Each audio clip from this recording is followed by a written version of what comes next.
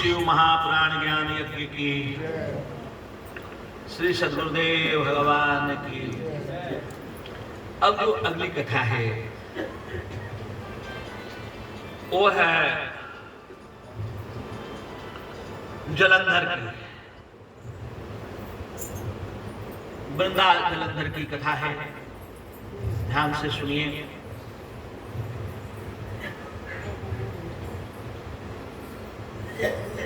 एक समय की बात है कि श्री शिवलोक में आचार्य बृहस्पति के साथ देवाधिपति इंद्र, देवाधिदेव महादेव के दर्शन के लिए आते हैं। महादेव के हृदय में हुआ कि ये दर्शन के अधिकारी हैं कि नहीं, इनकी ज्ञान की परीक्षा ले लें। वो रास्ते में अत्यंत विकराल विराट रूप धारण करके श्री शंकर जी रास्ते में खड़े हो गए। तो देवाधिपति इंद्र को बहुत तकलीफ हुआ है।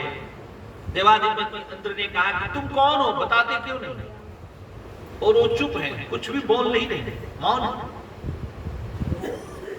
देवाधिपति इंद्र ने कहा कि अगर तुम नहीं बोल रहे हो तो तुम पे वज्र प्रहार कर देंगे। और वज्र प्रहार की जब बात की है तो आपको पता है श्री शंकर जी का एक नाम क्रोध है, शिव सहस्रनाम। उनको क्रोध होता है। वास्तव में हम जब भगवान के दर्शन में जाते हैं, कथा कीर्तन में जाते हैं, तो रास्ते में जो कोई भी मिलता है, प्राणी कोई भी मिले, कुत्ता मिले, गधा मिले, व्यक्ति मिले, अच्छे मिले, बुरे मिले, वो सब जिस इष्ट की कथा में जा रहे हैं, जिस इष्ट के दर्शन पूजन में जा रहे हैं, जिसके तीर्थ में जा रहे हैं, वो वही रूप होते हैं। उस समय सब में वही देखते हुए जाना चाहिए। ये नहीं कि मंदिर गए तब शंकर जी समझ में आया और रास्ते में कुत्ता भोगा तो दो डंडा मार दिया, पत्थर चलाने लगे। जा रहे हैं शिवालय, भोग रहे हो, देखते नहीं कितना बड़ा काम कर रहे हैं। सुने, ये बिल्कुल नहीं करना चाहिए। कोई बोल दिया अच्छा अच्छा कथा में जा रहे हैं, जाओ जाओ कथा में जाओ, स्वर्ग का टिकट ले लेना, उधर से मंदिर से कटा लेना, हम लोग नरके में रहेंगे। तुम अब वो व्यंग किया, अब उसके उत्तर कर, आपने ऐसा क्यों कहा? अब तू में लग गए तो आप कथा में जाएंगे क्या? व्यथा में फंस गए। वो जो कह रहे हैं उनको प्रणाम कर लीजिए। सुन रहे हैं, मन ही मन उनको भी शिव स्वरूप समझिए।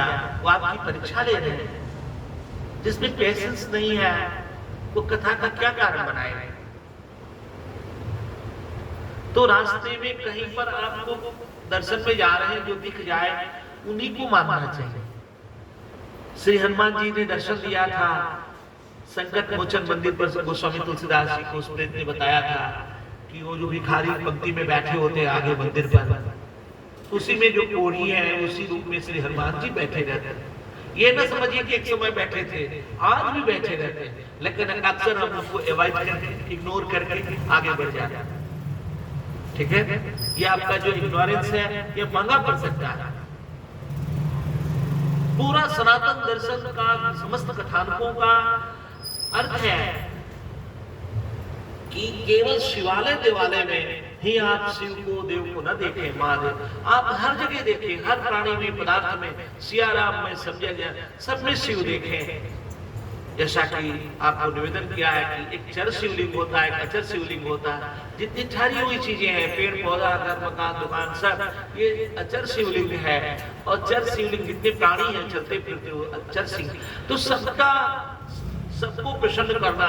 किसी भी चलते प्राणी को आपने पानी पिला दिया तो मानो शिवलिंग को आपने प्रसन्न किया, शिवलिंग में अभिषेक कर दिया। ठीक है, सुन रहे हैं?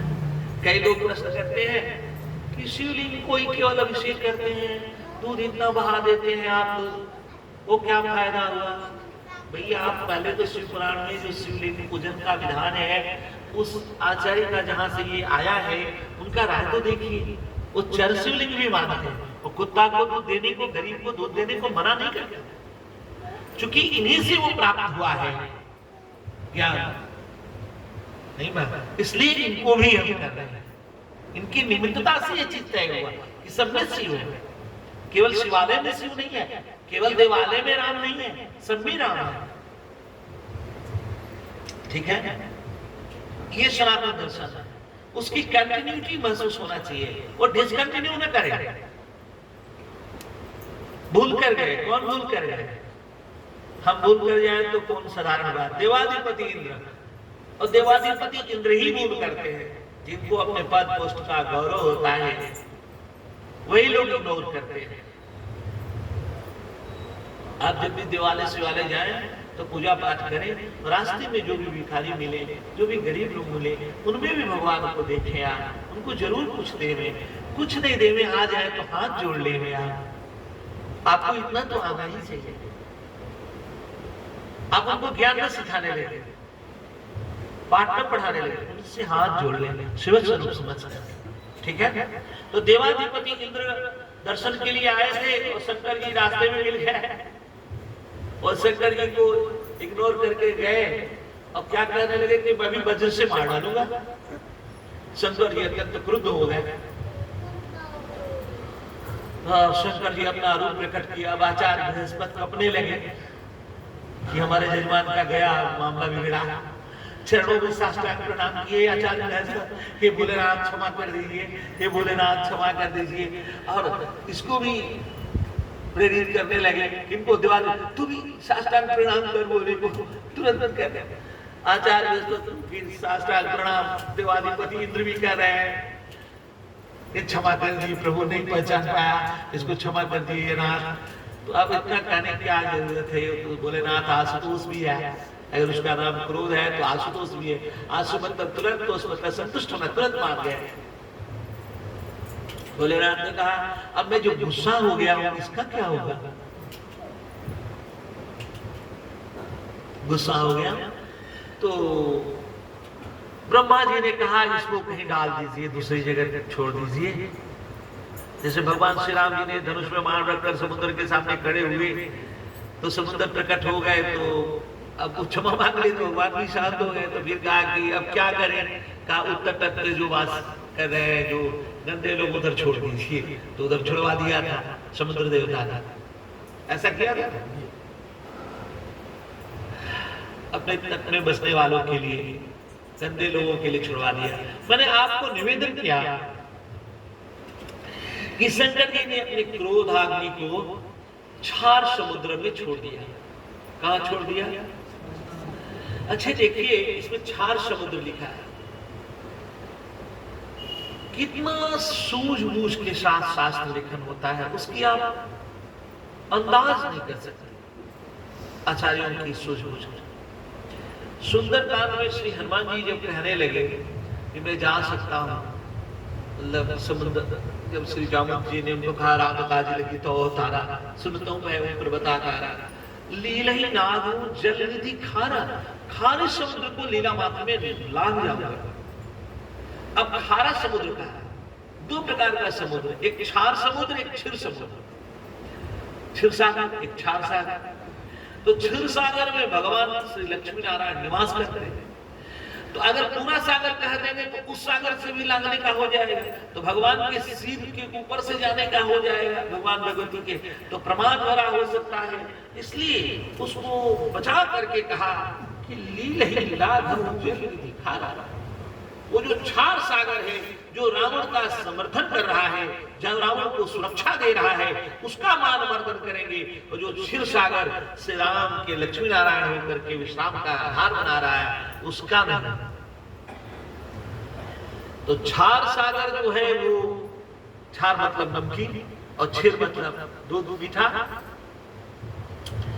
क्षार सागर का और आध्यात्मिक अर्थ है, क्षार सागर मतलब अविद्या सागर और क्षीर सागर मतलब विद्या सागर। एक बार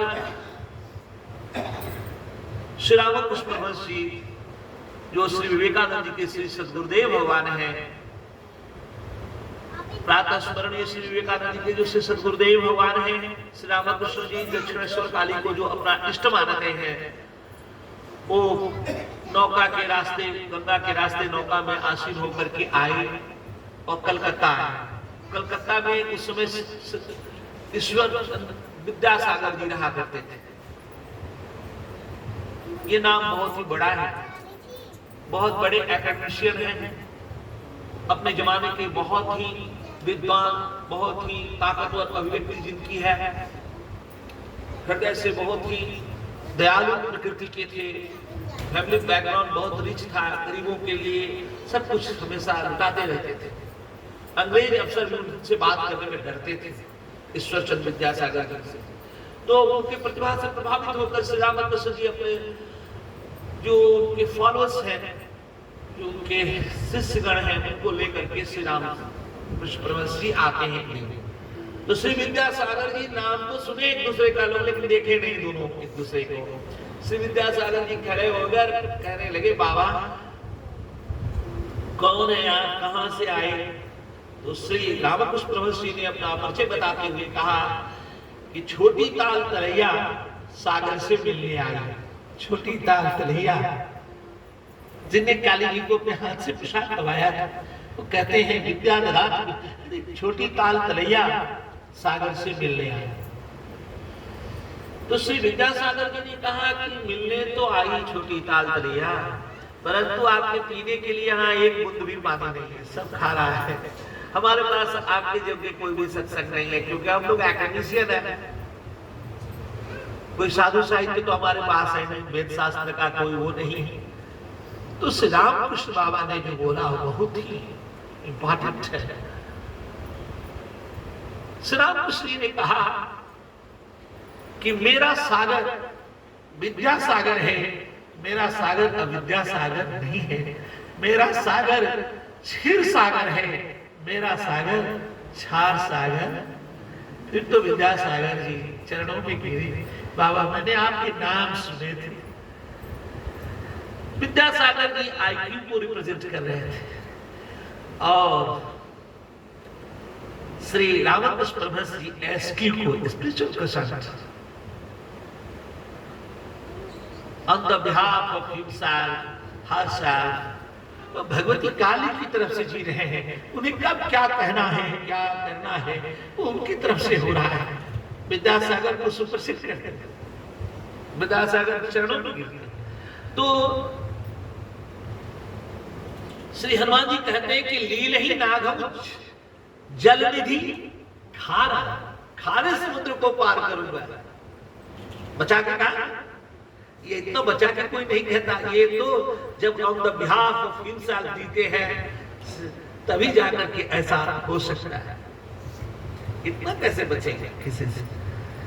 तो इसमें श्री शिव महापुराण में कहा है, श्री शिव महापुराणकार कहते हैं कि श्री शंकर जी ने जो अपनी क्रोधाग्नि डाली वो क्षीर सागर में नहीं डाला। कहां डाला? बोलिए, क्षार सागर।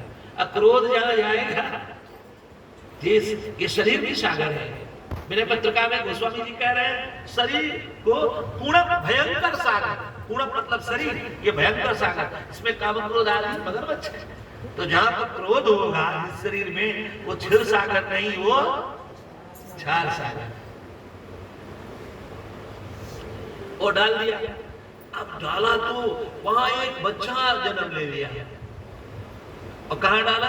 क्षार सागर। वो गंगा जी उधर सागर है ना, गंगा सागर की तरफ डाला और वहां लगा रो सागर में। तीनों लोग में हाहाकार मचा दिया, रो कर बंदे ना हो।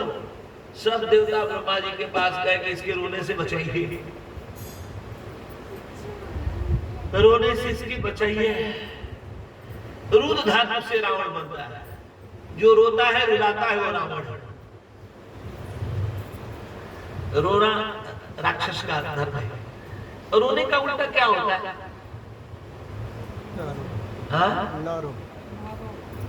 नारो। ये तो ऐसे कर ना रोना हो गया, ये कोई बात नहीं। रोने का है, ये तो आपने एग्जामिनेशन में पास होने के लिए कह दिया। हंसना नो, यही तो मैं जानना चाहता हूं। रोने का उल्टा होता है गाना। अर्जुन जी रो रहे हैं, उनको श्री नारायण गाने की तरफ ले जा रहे हैं, गीत की तरफ, गीत से गीता बना। और भारतवर्ष में तो हद हो गया, जो मैं कहा भी था आपको शायद कि भारतवर्ष में गीता का आदेश है ना, तो यहाँ की माताओं ने जो हमको जन्म देने वाली है, या देवी सर्वभूतेषु मातृरूपेण संस्थिता नमस्तस्यै नमस्तस्यै नमस्तस्यै नमो नमः, या देवी सर्वभूतेषु बुद्धिरूपेण संस्थिता नमस्तस्यै नमस्तस्यै नमस्तस्यै नमो नमः। भगवती जगदम्बा परम्बा जो लोग हैं यहाँ पर, जो हमारी मातृशक्ति है, आपस में ट्रेडिशनल ढंग से जब मिलती है तो रोते हुए गाती भी है। वो मिलेगी, जो पुरानी माताएं रहेंगी तो रोती भी रहेगी और गाती भी रहेगी। रोने गाने को दोनों पैरेलल मेंटेन करती है। जहां गीता के देश की माताएं रोने में भी गाना गाती हैं। अब आज की माताएं नहीं, जो पुरानी खूब रही हैं, पूरे भारत में उसमें माताएं एक दूसरे से मिलती हैं तो रोती भी रहेगी और उसमें कुछ गाती भी रहती है। होता है। फिर वो कोई भी काम करे, मक्खन निकाले दही से, चक्की चलाए, कोई भी काम करे तो कीर्तन गाती रहे, गाती रहते। तो रोने का उल्टा गाना होता है, रोने का उल्टा हंसना नहीं होता। ये तो अभी हंसने को इतना इंपॉर्टेंस दिया है, जब आदमी डिप्रेशन को प्राप्त होने लगा तो हंसना ही एक इलाज है। हंसना तो पहले बहुत बेवकूफी माना जाता था, और अक्सर भारत में लोग कहते भी हंसा न कर, क्या दांत दिखाते रहते हो शांत रहो, यहाँ के मॉरलिटी के खिलाफ है। लेकिन हम इतने बीमार और रुग्ण हो गए कि अब हंसना ही इलाज है, अंडर पॉवर्टी लाइन है। अब हंसना, आजकल हंसने का लाफिंग क्लब बनता है, उसमें ऐसे ही हा हा हा हा करता है बेवजह। अपने यहाँ हा हा ही हु राक्षस है, अपने यहाँ गंधर्व है। हंसना, दांत खोल के कभी श्री राम जैसा हंसते हैं क्या? भगवान श्री कृष्ण हंसते हैं क्या? ये सब रावण और हंसते हैं, हंसने वाले ही रोते हैं।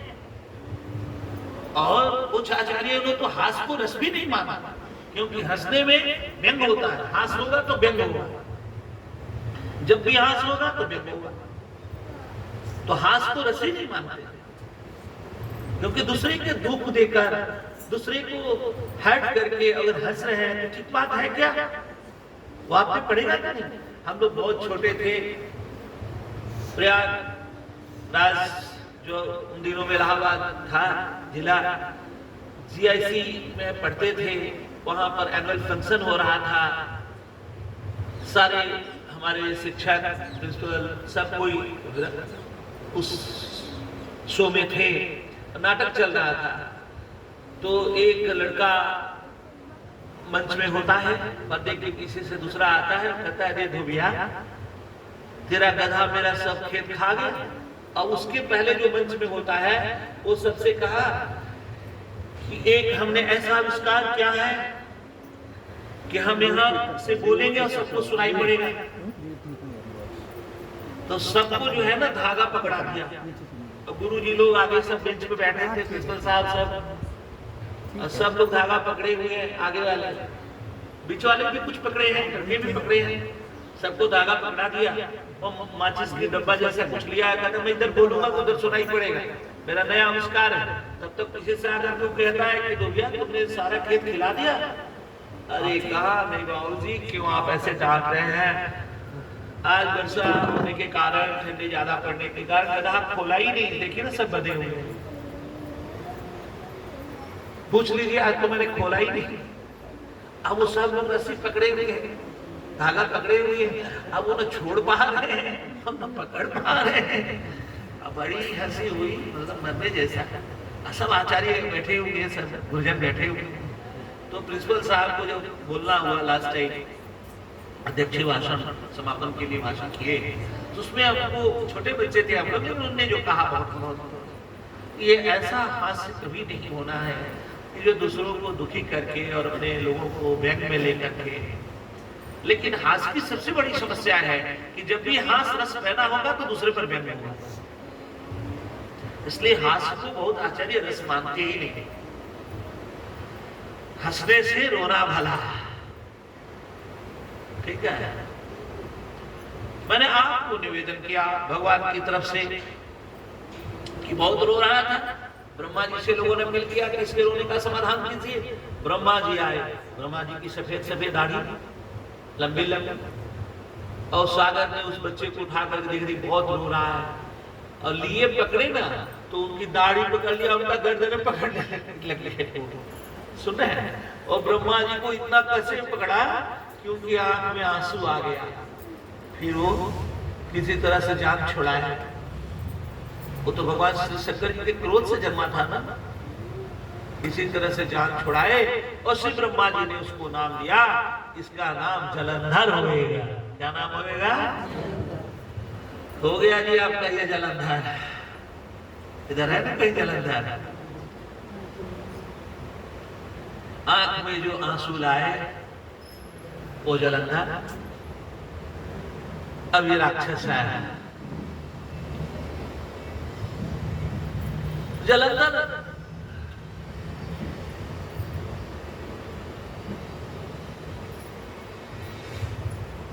बड़ा हुआ, बहुत ताकतवर था, बहुत वीर था, पराक्रमी था। इसकी शादी, जलंधर की जो शादी है वो हुई वृंदा जी से। वृंदा जी किसकी लड़की है? कालनेमी की। कालनेमी नामक की राक्षस की लड़की वृंदा जी से शादी हुई, जो बहुत ही पतिव्रता है, जो बहुत ही पतिव्रता है। अब जलंधर को पता चला कि एक बार देवाधिपति इंद्र ने पहाड़ के साथ समुद्र का मंथन किया, और समुद्र में उनके पिता है, ये सब पता चला। और कहा कि ये सब समुद्र ने जितना समुद्र में रत्न था वो सब देवता लोग ले लिया। अच्छा, अभी मैं इंद्र को बताता। इंद्र पर चढ़ाई की। उस वक्त तो बृहस्पति ने बचा दिया, लेकिन अब उसका जो ये अगला रूप है पकड़ लिया, वो चढ़ाई किया और अब इसका कहना है कि जितना रत्न है सब दो, और इंद्र को मार के भगाया, सारे देवताओं को भगाया। सब लोग इससे च्युत हो गए, सब अपने स्थान से भ्रष्ट हो गए। और क्या किया कि सारा रत्न जितने देवता लोग लिए थे सब रत्न छीन लिया। सारा रत्न असुरों के पास जो था वो तो था ही। अभी असुर सम्राट बना, सारे रत्न छीन लिए। जलंधर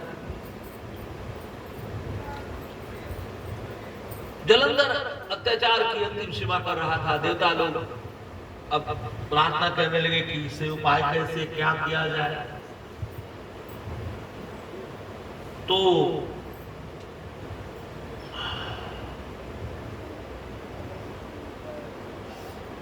ब्रह्मा जी ने कह दिया था कि मरेगा तो शंकर जी से।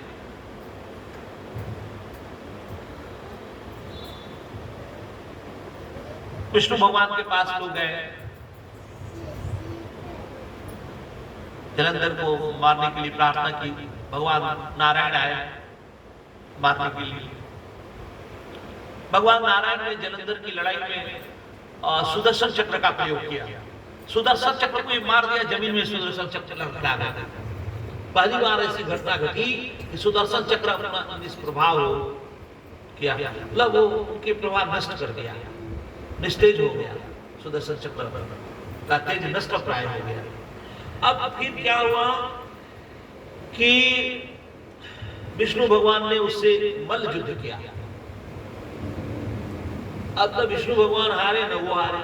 अंत में भगवान विष्णु मेरिट के देवता हैं, आपको पता ही है, गुणों के धाम है। भगवान ने तुरंत ही उसको रिकॉग्नाइज कर दिया और कहा कि तुम अत्यंत बलवान हो, मैं तुमसे बहुत प्रसन्न हूं, तुमको जो वर मांगना हो मांग लो। विष्णु भगवान ने कह दिया। तो जलंधर ने कहा कि अगर हे प्रभु आप इस लायक समझते हैं तो आप मेरी बहन लक्ष्मी हैं, समुद्र से तो पैदा हुई है वो, और आप मेरे जीजा हुए, तो मेरी बहन लक्ष्मी के साथ मेरे घर में आ जाएगी, बस यही चाहते हैं। अब भगवान वर दे करके लक्ष्मी जी के साथ भगवान श्री विष्णु नारायण जो है श्रीमन नारायण तिरुपति उनके यहाँ चले गए। बोलिए श्री तिरुपति भगवान की, श्री लक्ष्मी नारायण सरकार की। अब एक तो ऐसे ही बलवान था वो, लक्ष्मी जी का जाने का मतलब है कि डॉलर, वर्तमान की भाषा में डॉलर, और नारायण मतलब एटॉमिक पावर, डॉलर रिवॉल्वर, और दोनों जिसके फेवर में हो जाए तो ऐसे ही वो करैली फिर नीम चढ़ी, एक तो करैला और दूसरे नीम पे चढ़ जाए, फिर क्या कहना। बदमाश आदमी को डॉलर और रिवॉल्वर दोनों फैसिलिटेड हो जाए तो फिर तो उसकी बदमाशी और आसमान में पहुंच जाएगी, नहीं हो जाएगी। साधु भगवान विष्णु और लक्ष्मी को पार करके अत्यंत अपने को फैसिलिटेड महसूस करने लगा और ज्यादा तंगी मचाने लगा, तबाही मचाने लगा, तूफान करने लगा। फिर वो श्री शंकर जी के पास लोग गए, देवता लोगों को कोई चारा नहीं था, सब लोग उनके पास गए। तो श्री शंकर जी आए और श्री विष्णु भगवान को बुला करके कहे कि आप वहां क्यों रह रहे हैं।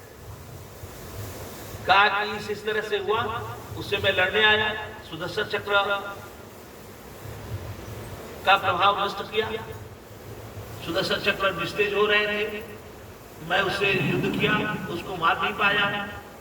तो फिर मैं कहा कि मैं तुमसे प्रसन्न हूं, वर मांग लो। तो उसने वर मांग लिया कि श्री लक्ष्मी जी के साथ, मेरी बहन के साथ मेरे घर पे रहिए, तो मैं रहने लगा। भगवान श्री शंकर जी ने कहा इतना ही थोड़े रहने लगे, आपके रहने से उसको कितना बल मिल रहा है ये आपको पता है। आप पहले अपने मूल स्थान पर जाइए। अब उसकी बात रह गई ना, रक्षाबंधन हो गया, हाँ अब चलिए आप अपने जगह जाइए। बाबा बहन के साथ जीजा आता है तो रक्षाबंधन तक ना, अब जाइए, चलिए अपने मूल स्थान पे पहुंचिए। आप शंकर जी को कहा, शंकर जी ने बोला ऐसा, शंकर जी ऐसा बोले, उनका लक्ष्य है कि उसका बल प्रताप कम किया जाए। अब फिर श्री शंकर जी से भगवती श्री काली जी भी युद्ध करने के लिए, भद्रकाली भी आई युद्ध में, उस युद्ध में भद्रकाली भी सम्मिलित हुई। भद्रकाली को जब उसने देखा, सुने हैं, तो उतर करके रथ पर से साष्टांग प्रणाम किया जलंधर ने, माता जी को प्रणाम किया। हे मां, फिर भगवती जी तो बहुत क्रुद्ध थी, भगवान का आदेश प्राप्त करके उसको मारने लगी और बहुत मारी, बड़े ही संहार किया भगवती ने, एकदम तांडव मचा दिया। माता जी जब युद्ध में उतरेंगी तो, और आकाश कहने लगी कि 1 लाख केवल बच गए हैं, मार डालो सबको जो है। तो अब आकाशवाणी हुई कि हे माता जी, ये आपसे नहीं मरेगा, आप मारने का इसको प्रयास छोड़ दीजिए, क्योंकि इसका लिखा पढ़ी जो है शंकर जी से मरने का है, भगवान शिव ही मार सकते हैं इसको। देखिए, जिसका क्रोध होता है ना, वही चाहेगा तो मार सकता है, नहीं बहरा, विद्वान तो वही करेगा। आपकी गलती का समाधान आप ही कर सकते हैं, आपके विकास का समाधान आप करेंगे। पहले तो आपको ये बात समझ में आएगा, कोई चाह के नहीं कर सकता, कितना भी चाहे तो नहीं कर सकता, ठीक है।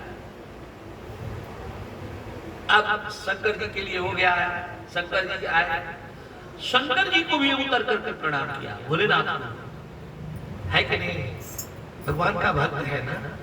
अब जब बड़ाई प्राप्त होती है ना, किसी भी क्षेत्र का जो बड़ाई प्राप्त आदमी होता है, बदमाश भी होता है, तो मेरिट पे रहता है, तभी बदमाशी उसकी आगे बढ़ती है, ऐसे नहीं बढ़ जाएगा। अब भगवान श्री शंकर जी को भी, भोलेनाथ महाकाल को भी प्रणाम किया इसने। महाकाल से युद्ध हुआ, महाकाल ने इसके सारे अस्त्र शस्त्र निस्तेज करना शुरू कर दिया। कई बार तो कितनों मारे मरता ही नहीं था, कितनों मारे मरता ही नहीं था।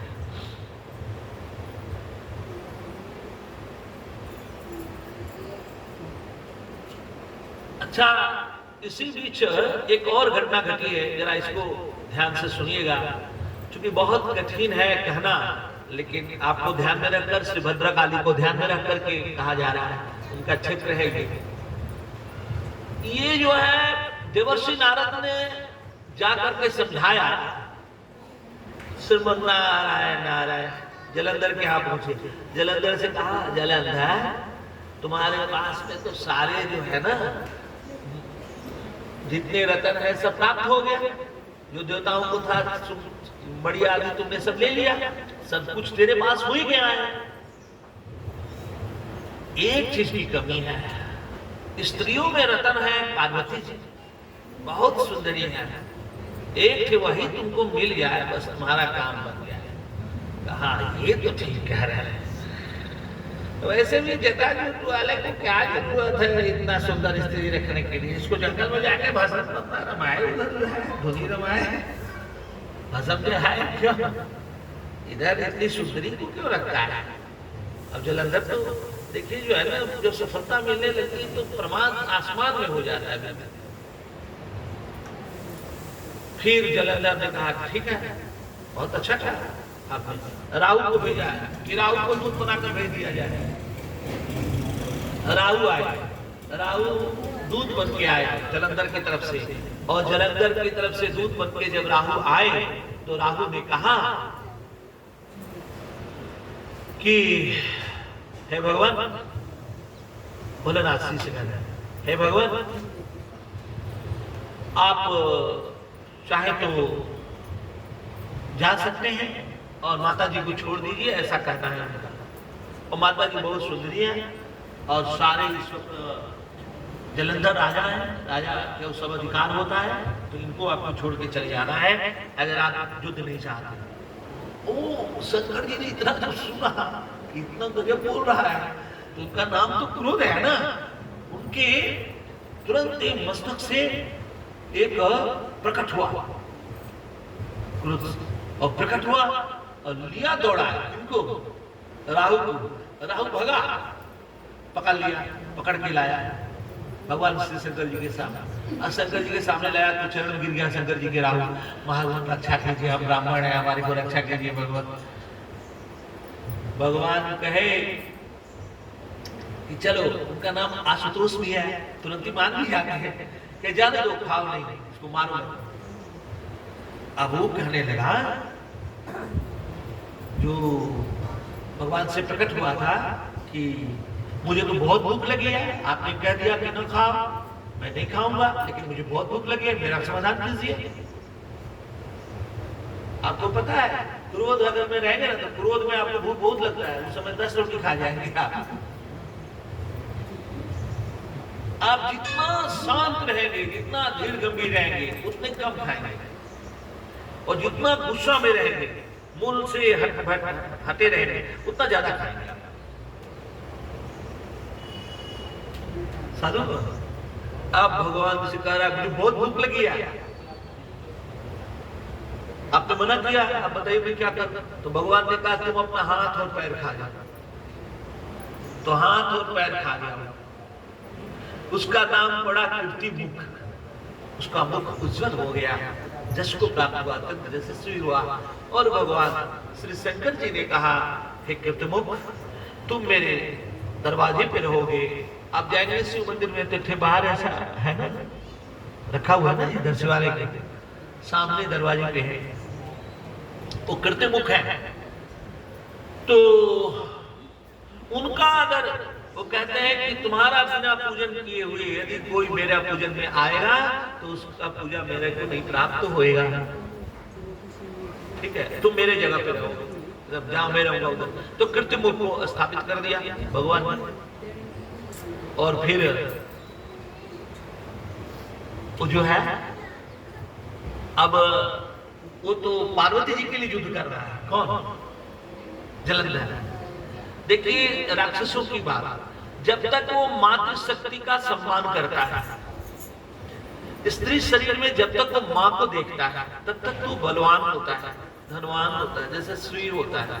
और जैसे स्त्री शरीर में वो भोग देखता है, फिर उसके गिरावट के दिन शुरू हो जाते हैं।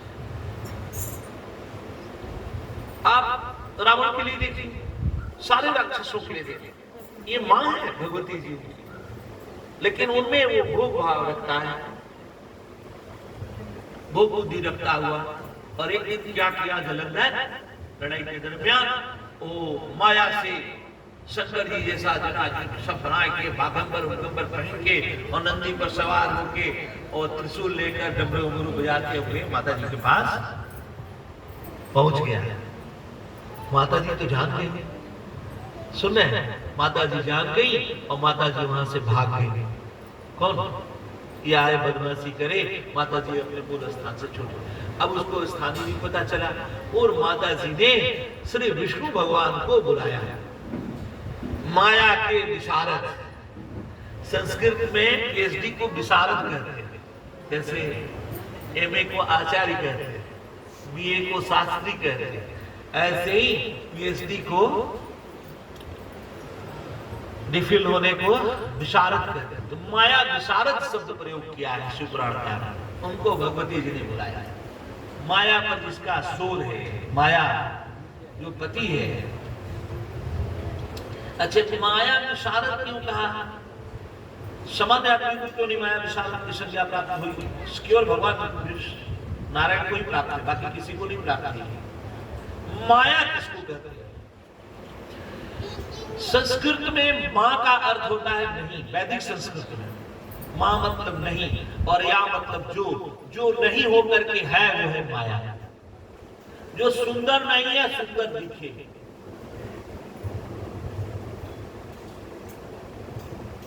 सुन रहे हैं, वो है माया। जो चीज जैसी है वैसी न दिखे, उसको माया कहते हैं। सुन रहे हैं? तो भगवान माया विशारद है, भगवान ही केवल भगवान ही की सब माया है, मायापति है। उनको बुलाया और भगवती जी ने कहा, आपने जाना? क्या जाना?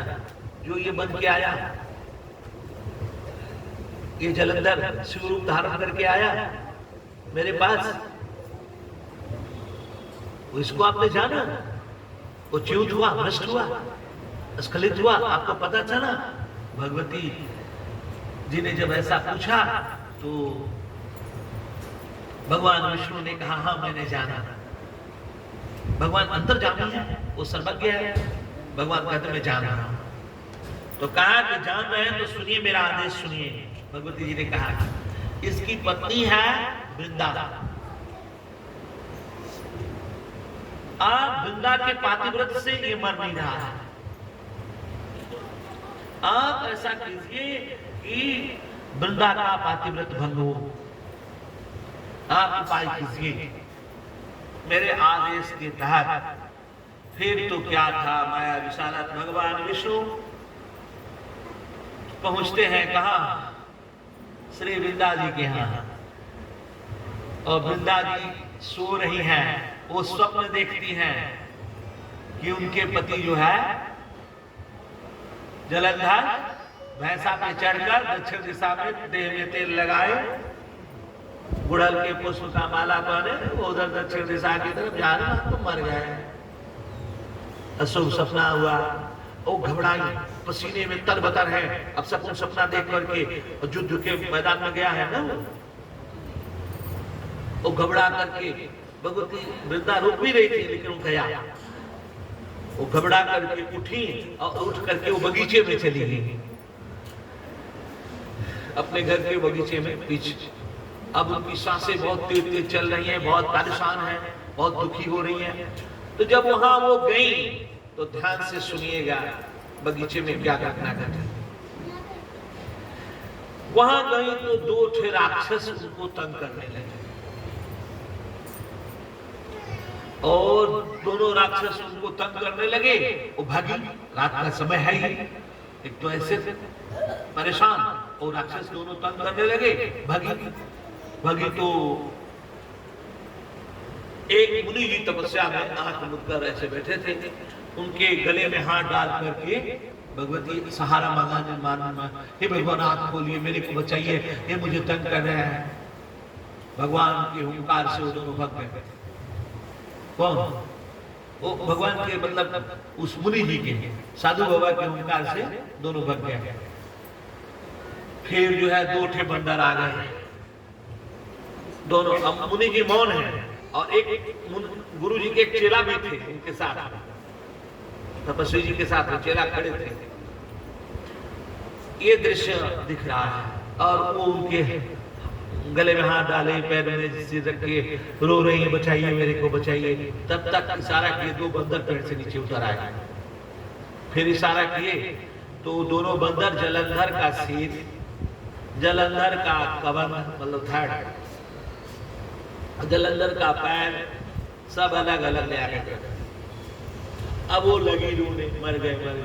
युद्ध में गए ही थे, लगी रोने, मर गए। मैं कह रही थी कि न जाइए, आप माने नहीं, चले गए। अब मैं कहाँ जाऊंगी, कैसे? बहुत दुखी हो रही। हे सरकार, मुनि से कह रहे हैं, हे भगवान, आप चाहेंगे तो ये जिंदा हो जाएंगे। मेरी आपकी बड़ी सजा, आप इतने तपस्वी हैं। अब क्या था, मुनि जी ने आंख खोली और आंख खोला, जैसे हाथ उठाया बस वो जो हाथ पैर कटा था सब खत्म, और वहां पर जलंधर खड़ा हो गया। अब जलंधर खड़ा हो गए, मुनि जी गायब, अब पूरा सीन गायब, बंदर भी गायब, तपस्वी भी गायब। अब तो जलंधर दिखने लगे, जलंधर की पूजा की, अर्चना की, अब फिर उनको आरती उतारी, बड़ी प्रसन्नता, और ब्राह्मणों को दान दिया, अब क्या कुछ किया। फिर अब जो है जलंधर के साथ हो रहने लगे। बहुत दिन बाद उनको पता चला हाव भाव से ये जलंधर नहीं है। तो आपन ते समारोह आपे तीनों लोग खाकते कापे कहेंगे, बताओ कौन हो? तो भगवान विष्णु नारायण जो है अपने स्वरूप में आए, कहा तुमने मेरे साथ छल किया, जाओ तुम्हें मैं स्थापित करती हूँ। और उधर जो है ना शंकर जी जो है एक शूल से इसको क्या नाम है, जलंधर को एक शूल एकदम दसों दिशाओं में आग बरसाता हुआ था, उसके सर पे गिरा दिया, वो जल के खत्म हो गया। बोले जलंधर मरैया भगवान श्री शंकर जी की, मर गया था लड़ाई में, वो जिंदा नहीं था। ये तो भगवान विष्णु ही थे, मायापति भगवान ही अपनी माया से जलंधर बन गए। अब पहचान गई, अब कहने लगी कि जाओ तुम्हें मैं साबित करती हूँ। ये जो 2 बंदर आए थे ना, ये बंदर के रूप में तुम्हारी सहायता हो, और दोनों राक्षस जो हमको दौड़ाए थे यही रूप में तुम्हारो पत्नी जो था तो हो गया। ऐसा कहती है। वो रावण कुंभकर्ण बने, ये हनुमान जी और बंदर लोग बने, और ये जो है जो ये तुम्हारे साथ एक तपस्वी बन के अछुआ खड़े थे, ये भी तुम्हारे साथ रहे। वो सर्पेश्वर भगवान श्री लक्ष्मण जी हैं शेषावतार, और ये जो मुनि जी थे विष्णु भगवान, वो श्री राम महाप्रभु बने। कर्म प्रधान विश्व करी का जो जस करे, सनातन का सिद्धांत है जैसा भगवान की अगर कुछ करेंगे तो उनको एक तो ये बात। अब वो सती हो गई, कौन? बंदा जल करके राख हो गया। अब भगवान विष्णु उतना महाशक्त हो गया है, कितनों को समझाए कि ये तो आपके लिए मतलब एक माता जी की तरफ से आए थे। अब इतना उसमें वो इन्वॉल्व हो गए कि वहीं पर आप भस्म लगाए और उसी में बैठे रहे, हटे ही। फिर लोगों ने बड़ी प्रार्थना की, फिर तो जा करके श्री शंकर जी से कहा गया, शंकर जी ने देवियों से कहा, लोगों ने देवताओं ने देवी की प्रार्थना की। फिर वो ब्रह्माणी और लक्ष्मी और श्री पार्वती जी ने 3 बीज दिए कि जहाँ पर वो भस्म है, जहाँ पर चिता का भस्म है, जहाँ पर वो बेसुध हो गए हैं और शुद्ध बुद्ध खो के बैठे हुए हैं, नहीं समझ पा रहे हैं, ये तीनों बीज ले जाकर वहां बो दीजिए। और उन तीनों बीजों से धात्री, मालती और तुलसी का पौध जन्मा, और फिर उसको देख के वो जो है प्रसन्न हो गए। धात्री आंवला है, और मालती जो बरबरी है जो चढ़ता नहीं है, क्योंकि लक्ष्मी जी थी तो ईर्ष्या हो गया, लक्ष्मी जी ने कहा इनका नहीं सेवन होगा। और आंवला का जो सरस्वती स्वरूप है, और जो सरस्वती ने भी दिया था आंवला, और जो पार्वती ने वृंदा, जो जो वृंदा है, तुलसी नहीं कहेंगे इनको, वृंदा ही कहेंगे। दो तरह की तुलसी होती है, एक रामा और एक श्यामा। तो जो रामा है वो है, जो रामा है वो है तुलसी, और जो वृंदा जो रामा है वो है रामा, जो है वो है रामा जो हरी वाली होती है, और जो सांवली वाली होती है वो है तुलसी। जो वृंदा है वो रामा है, जो हरी वाली है वो वृंदा है, और ये तुलसी है। पार्वती जी के अंश से वृंदा है, इसलिए पार्वती जी चूंकि काली थी, काली जी है ना वो, तो काली है इसलिए वो श्यामा। तो जब आप भगवान विष्णु और नारायण को चढ़ाएं तो ध्यान रखें उसमें आप रामा को चढ़ाएं। तुलसी जी की अगली कथा है शंखचूड़ वाली है, वो शंखचूड़ उनके पति हैं, और इनके पति जो है जलंधर है, जलंधर शिव वंश से है। फिर भगवान को वहां से शुद्ध बोध प्राप्त हुआ, और भगवान श्री शंकर जी ने कहा कि आप ये भगवान शापित कर दिया ना कि काला मुंह तुमने किया तो पत्थर हो जाओगे, वही शालिग्राम बने। और एक और कथा है शालिग्राम बनने की, वो अभी आपको हम निवेदन कर दें क्योंकि अब कल ही कथा है। एक और कथा है, वो ये है, एक दंभ नाम के राक्षस थे।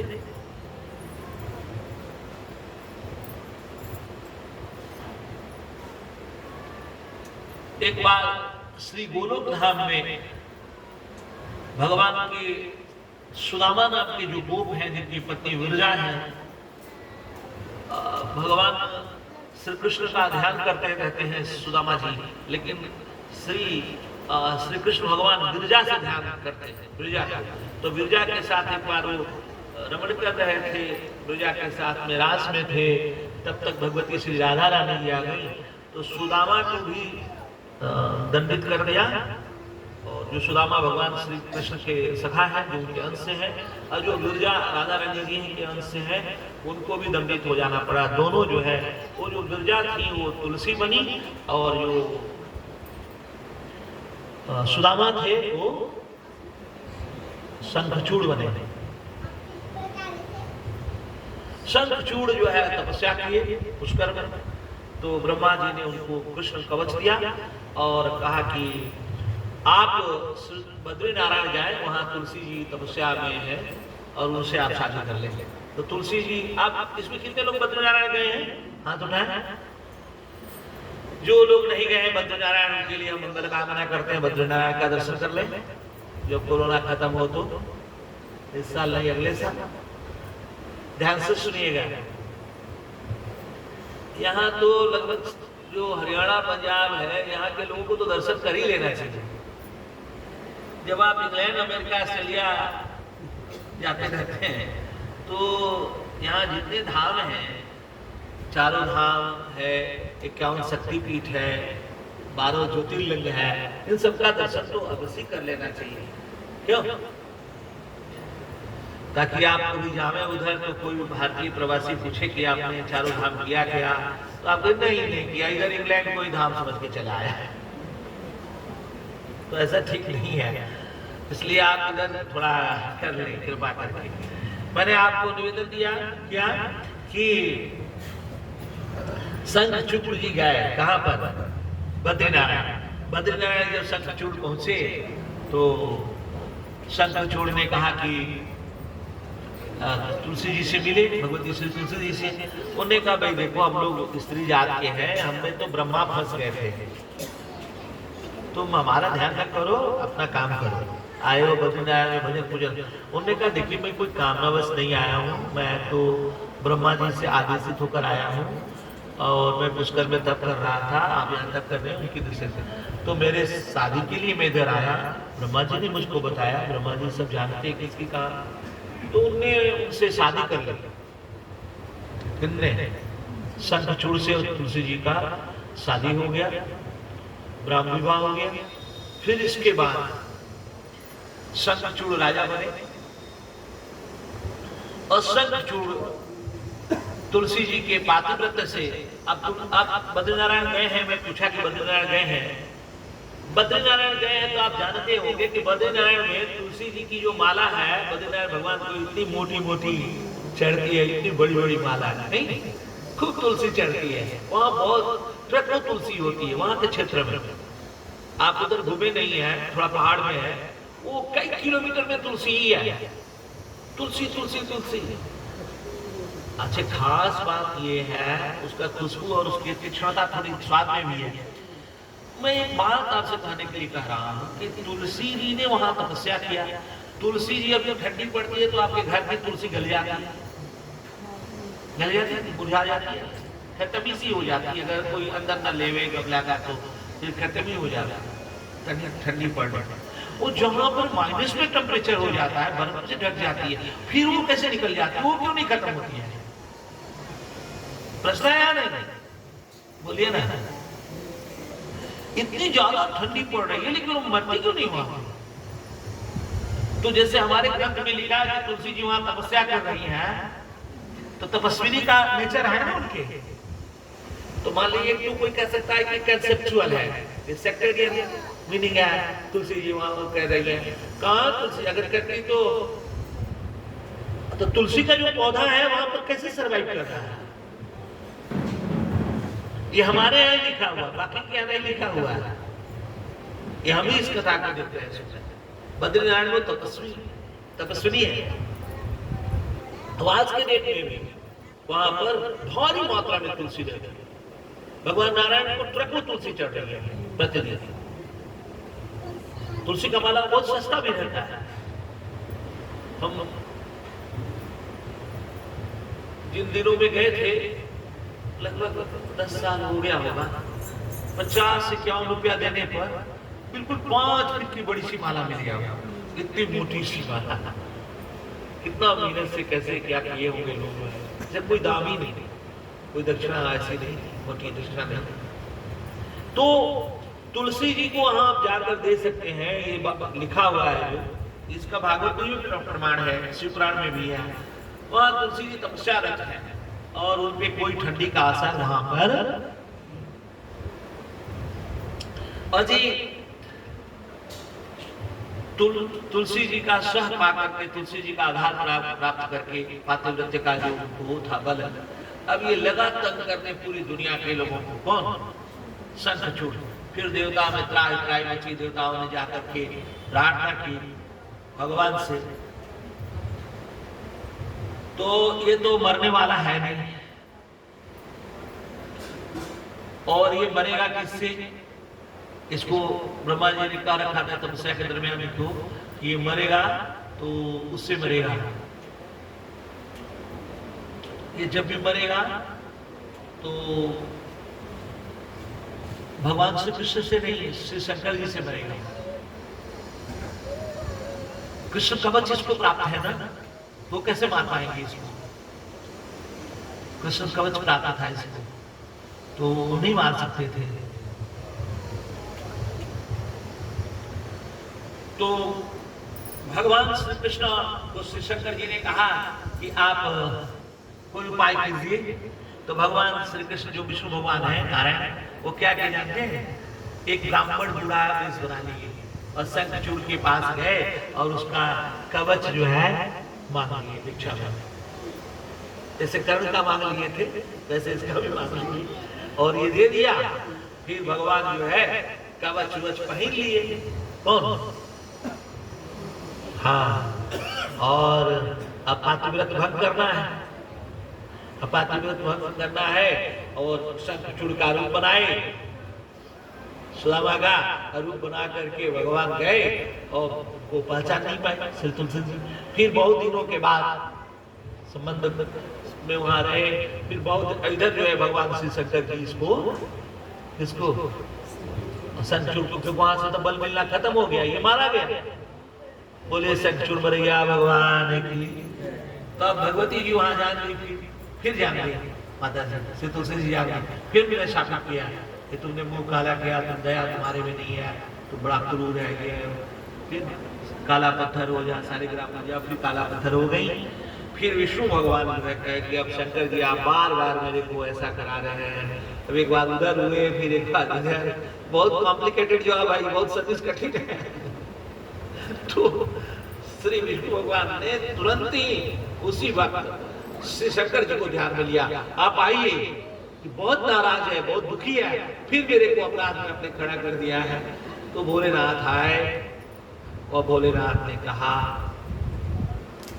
श्री तुलसी जी को ध्यान में लेकर कहा कि आप सुदामा की पत्नी आप श्री विरजा जी हैं, और सुदामा जो है शंखचूड़ थे, और सुदामा विष्णु रूप है, और आप विरजा जो हैं वो लक्ष्मी स्वरूपा है।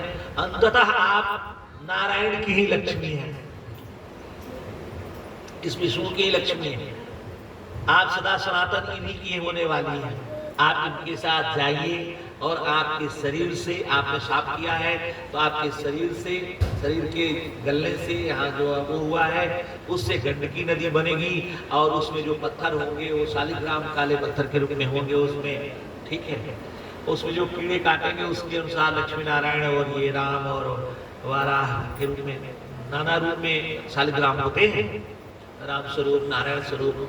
तो इस तरह से ये पहचाने जाएंगे और सदा पूजा होती रहेगी। और ध्यान से सुनिए, श्री शंकर जी कह रहे हैं कि शंखचूड़ से शंख प्राप्त हुआ, शंखचूड़ से उनके हड्डियों से शंख प्राप्त हुआ। तो शंख और तुलसी और शालिग्राम, इन तीनों को जो रखेगा वो अत्यंत कल्याण को, अत्यंत श्रेयस को प्राप्त होएगा। आज वो तीनों का संबंध तोड़ेगा, क्योंकि उनका आग्रह है ना संघ में, शंखचूड़ में, तुमको भी रखना पड़ेगा और तुलसी जी को भी रखना पड़ेगा, और शालिग्राम। तो शालिग्राम, शंख और तुलसी, इन तीनों को साथ में रखना पड़ेगा। लेकिन शंकर जी की पूजा नहीं होगी शंख से, क्योंकि वो मारे उसको, शंखचूड़ को मारा ना उन्होंने, तो उनकी पूजा में शंख का प्रयोग नहीं होगा, ऐसा उन्होंने कहा। और फिर भगवान चले गए और तब से पूजा हो रही है। बोलिए श्री शालिग्राम भगवान की। अब काली दुर्गे राधे श्याम गौरी